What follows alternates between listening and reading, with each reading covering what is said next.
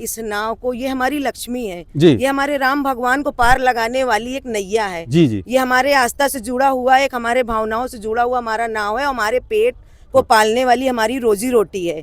इसके साथ जिसने भी ये काम किया है, भगवान तो नहीं उनको छोड़ेंगे, पर मेरी एक गुजारिश है शासन प्रशासन से और हमारे माननीय मुख्यमंत्री योगी आदित्यनाथ जी से कि जिसने ये कार्य किया है प्रशासन के द्वारा उसे ढूंढे और उसके साथ सख्त से सख्त कार्रवाई करने की महान कृपा प्रदान करें जी, ताकि यहाँ पर और अन्य जो हमारे भाई बंधु हैं, हाँ। जो नाविक हैं, जो गरीब हैं, हमारे ही तरह जो रोज कमाते खाते हैं, यहाँ से यात्रियों के द्वारा पैसा ले जाते हैं जो वो पाते हैं मेहनत के तौर पर, फिर अपने घर में चूल्हा और चक्की अपने बच्चों का पालन पोषण करते हैं। आज मेरे साथ ये घटना हुई है, मुझे मालूम है कि ये एक हफ्ते का दिन मेरे ऊपर कितना भारी था, मैंने कैसे इसको काटा है। अगर किसी अन्य और किसी नाविक के साथ ये चीज होगा तो वो कैसे झेलेगा, वो कहाँ से पाएगा, उसने कैसे नाव को बनवाया। जय हिंद। आप देख रहे हैं प्रचंड भारत न्यूज। आपने सुना होगा कि किसी के घर में आग लगी, किसी की दुकान में आग लगी, किसी गाड़ी में लग गई, बर्निंग बस, बर्निंग ट्रेन, लेकिन बर्निंग आपने एरोप्लेन भी देखा होगा, लेकिन आज तक आपने ये नहीं देखा होगा कि नाव भी बर्निंग होती है। जलती हुई नाव आपने नहीं देखा होगा। इस नाव में बाकायदा, ये देखिए ये नाव है, बाकायदा इसमें आग लगाई जाती है और इस नाव को जला करके, ये देखिए थोड़ा सा और नजदीक दिखाइए कैमरे से, ये पूरी नाव जला दी गई और इस नाव को जला करके और डुबा दी गई। ये ऐसी जगह डुबाया जाता है इस नाव को, जैसे बोलते हैं ना कि भगवान भी ना पता लगा पाए, लेकिन वो लोग हैं, मैं मिलाता हूं कि किसने पता लगाया इस नाव का, ये कहां डूबी थी और कितने फीट थी। भैया ये है हमारे गोताखोर इस प्रयागराज के, प्रयागराज के ये बड़े गोताखोर जी। क्या नाम है आपका? अनूप कुमार निषाद जी। ये बताइए कितने साल से आप गोताखोरी कर रहे हैं? 20-25 वर्ष। 25 साल का इनका पुराना अनुभव गोताखोरी का। और ये बताइए कितने दिन से ये नाव गुम थी? ये कम से कम एक हफ्ते हो गए। एक हफ्ते से।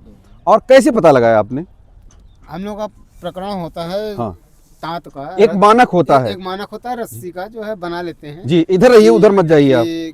आप जरूर तैरते होंगे, हाँ। लेकिन हमें डर लग रही है जी। नदियों में यदि कोई चीज खो जाती है तो उसका हमारे पास उपकरण होता है, उस उपकरण का आधार पर। आज आप 25 साल का अनुभव बता दीजिए और इस नाव को कहाँ से खोज कर आए वो बता दीजिए। ये नाव नीवी घाट पर था। अच्छा।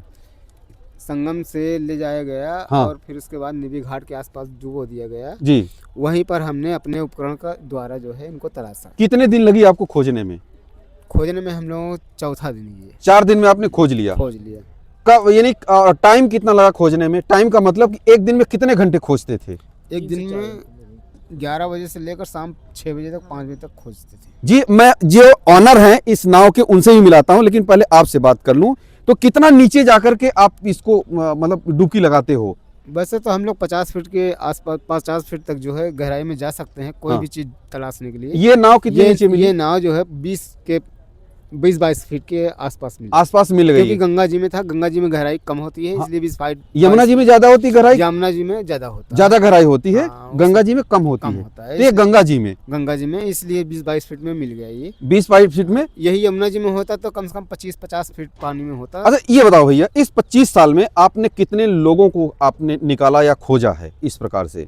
निकाला इसकी कोई गिनती नहीं है, हाँ। हिसाब कुछ नहीं है, हाँ। बचाया गया जितना उसका भी कोई हिसाब नहीं है। जो लोग डूब जाते हैं ऐसे लोगों को बचाते हैं आप? जो लोग डूब जाते हैं तो उनकी बॉडी तलाश नहीं होती, हाँ। बॉडी तलाश, जो डूबते रहते हैं, जो डूबते रहते हैं उनको बचाया जाता है, हाँ। तो जो बचाए गए हम लोगों के द्वारा जी, उनका भी कुछ हिसाब नहीं है। अच्छा एक चीज, अब लास्ट सवाल आपसे, फिर हम चलते जो ऑनर है उनके पास, कि जब कोई डूब रहा होता है तो क्या आप लाइफ जैकेट लगा कूदते हैं, या आप तो इतना एक्सपीरियंस है कि कहते ना कि जो किनारे यहाँ बसता है उसका मतलब अलग ही तरीका होता है नाव में, यानी गंगा जी में, यमुना जी में, या नदी में, या पानी में तैरने का, तो कैसे? क्यों कभी कभी आदमी होता है वो ज्यादा वजन होता है आपसे या हमसे।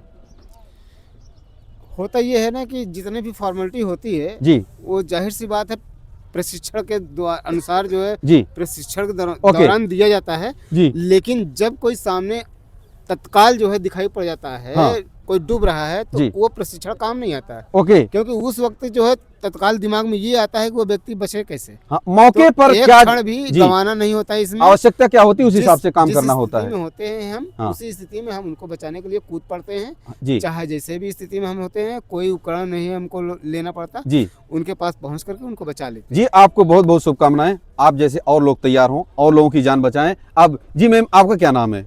जय श्री राम सभी को। जी मेरा नाम कल्याणी निषाद है। जी जी मैं संगम क्षेत्र की निवासी हूँ। जी मेरे पति पिंटू निषाद, जो जी। कि सरकार की तरफ से सरकारी लाइसेंस दिया जाता है, जी उसके आधार पर मेरे पति यहाँ नाव चलाने का कार्य करते हैं, यात्रियों को स्नान कराना। जी और उनकी आस्थाएं यहाँ संगम क्षेत्र से जुड़ी हुई हैं, तो उनके मतलब यहाँ स्नान में, पूजा पाठ में उनका साथ देना, जो कि नाव के ये आधार बता, पर। कब पता चली कि नाव जल गई आपकी? ये 7 तारीख की शाम को नाव बांधकर घर को गए।